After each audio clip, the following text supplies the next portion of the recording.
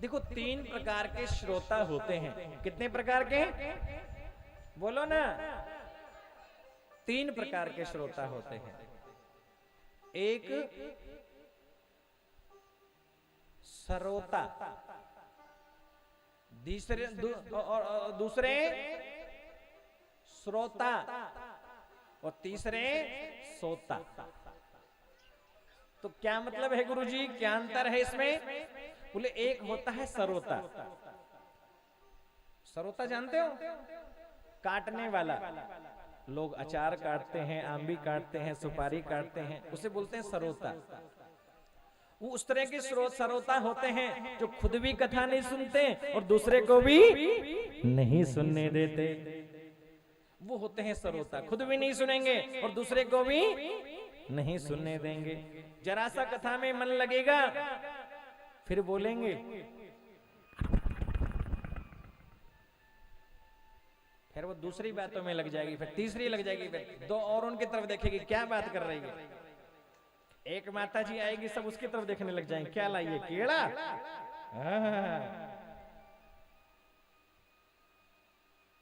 वो खुद नहीं सुनेंगे, दूसरे को भी नहीं सुनने देंगे। दूसरे होते हैं श्रोता।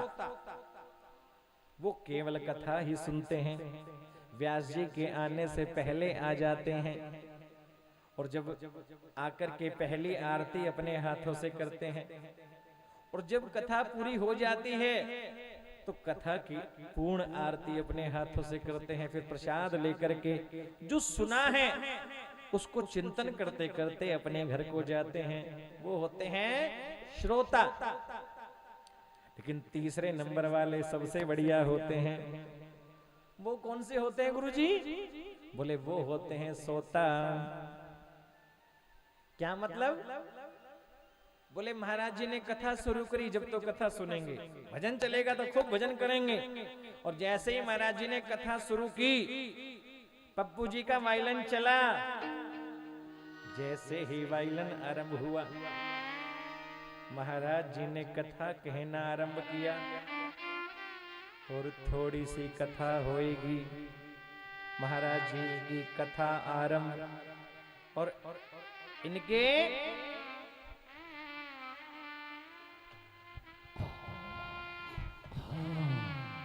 इधर महाराज जी की कथा आरंभ, उधर उनके लटके आरंभ।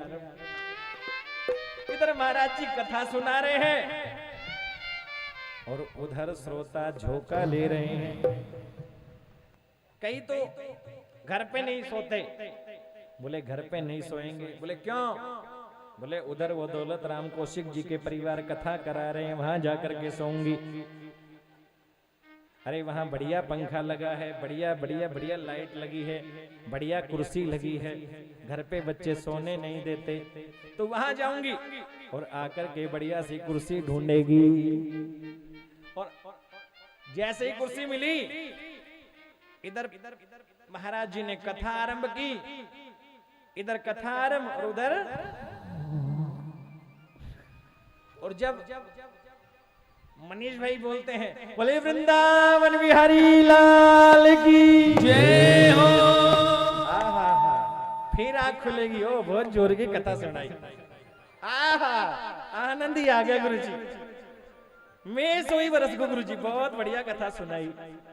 फिर वो पड़ोस वाली बोलेगी, हे सो रही थी? बोले नहीं, मैं तो आंख बंद करके ध्यान से कथा सुन रही थी। मैं तो आंख बंद करके ध्यान से कथा सुन रही थी। एक बात ध्यान रखना, कथा में सोना नहीं। और मैं देख रहा हूं आप सब लोग जो यहाँ बैठे हो, बड़े आनंद से कथा सुन रहे हो।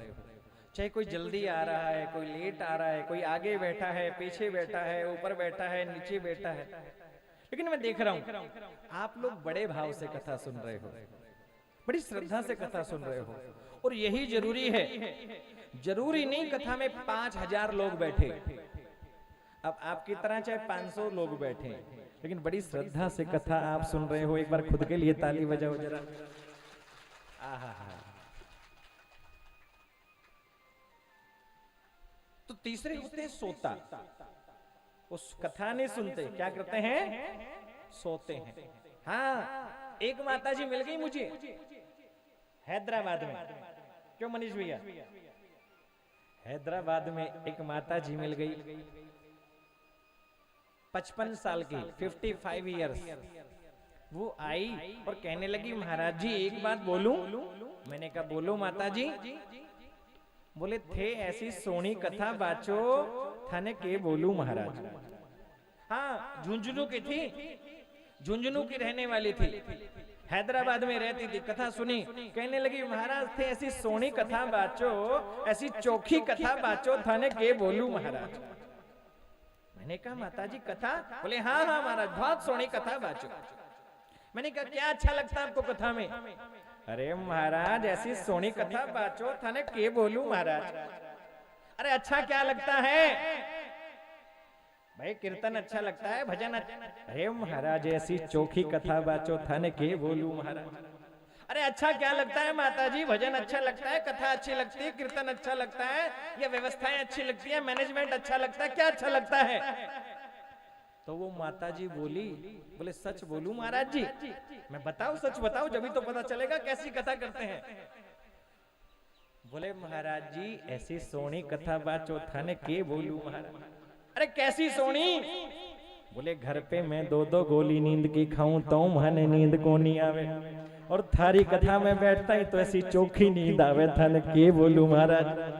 मैंने कहा बढ़िया माता जी। अरे किसी चीज में पास तो किया तुमने। वो होते हैं सोता, जो सोने के लिए आ जाते हैं। गोकर्ण जी ने कहा ये भगवान की कथा में भेदभाव है। कथा केवल कथा तो सबने सुने, धुंधकारी को विमान लेने के लिए आया। भगवान के पार्षद कहने लगे कथा में भेद नहीं है, ये तो सुनने में भेद है। कथा में बहुत लोग बैठे, लेकिन कथा केवल धुंधकारी में बैठी है। इसलिए लिखा है धन्यम भागवती वार्ता प्रेत पीड़ा विनाशिनी।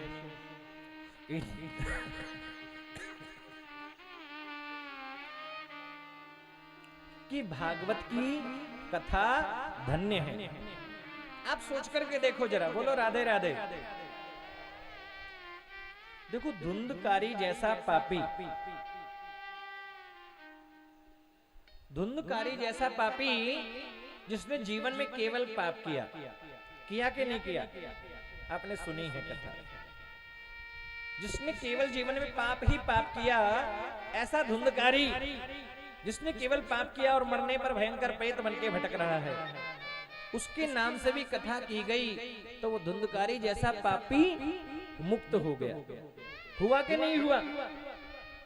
तो आप और हम जब श्रद्धा से कथा सुनेंगे तो कृपा होगी कि नहीं होगी? बोलो ना, हाँ जी के ना जी? हाँ जी, जरूर कृपा होगी जी। क्योंकि धन्यम भागवती वार्ता प्रेत पीड़ा विनाशिनी। धुंधकारी मुक्त हो गया है महाराज।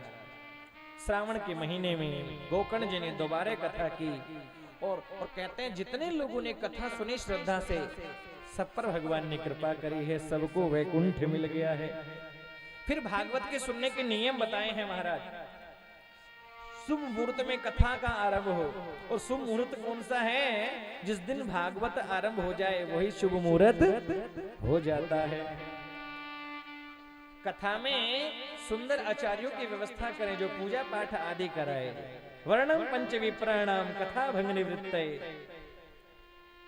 और लिखा जितने भी कथा में उत्सव आए, चाहे वामन जन्मोत्सव आए, चाहे कृष्ण जन्मोत्सव आए, चाहे भगवान का विवाह उत्सव आए, जितने उत्सव आए उन उत्सवों को बड़े आनंद से मनाना चाहिए।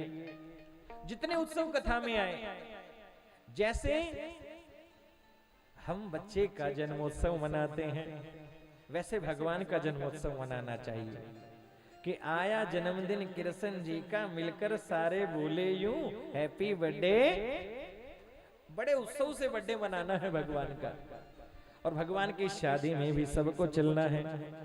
अब निमंत्रण देना शुरू कर दो। आप देते हो कि नहीं? फोन करके कम से कम 5-5 लोगों को निमंत्रण दो।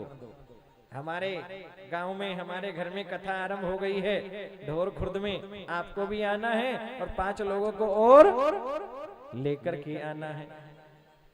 कहीं ना जा पाओ तो फोन कर दो, फोन भी ना कर पाओ तो ये जो लाइव कथा चल रही है, सब लोग आपको देख रहे हैं, इस कथा को शेयर कर देना, सब लोगों को भेज देना, फेसबुक पे शेयर करना है ना, व्हाट्सएप पे शेयर करना सभी को, क्योंकि कहते हैं कथा सुनने का जितना महत्व है उतना लोगों को निमंत्रण देने का भी महत्व है।